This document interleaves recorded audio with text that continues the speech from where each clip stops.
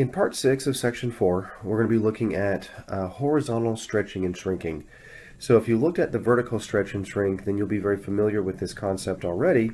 And you'll notice that the definition for 4.5 starts off very similar to that of 4.4, as we have a is a real number, and a is not allowed to be 0, and a is also not allowed to be 1.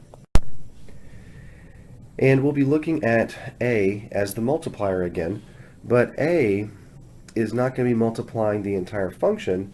Instead, it's going to be just multiplying the x. So we'll be taking this multiplier, multiplying it by x, and that's how we're able to distinguish the difference between the vertical stretch and shrink versus the horizontal stretch and shrink. So that multiplier has to then be absolute valued.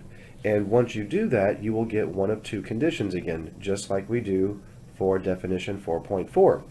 Except the way that we interpret the different conditions is the exact opposite. So in this situation, if you have your multiplier's absolute value being greater than 1, you're actually going to get a shrink instead of a stretch. And if you have your value being less than 1, you're going to get a stretch instead of a shrink.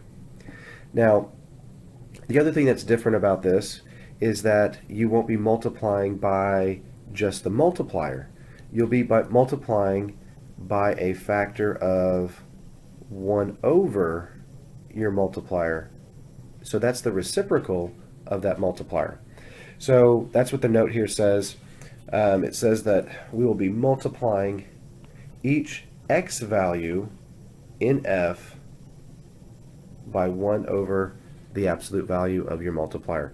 So because this is going horizontally, we're going to be dealing with changing x values instead of with trying to change the y values.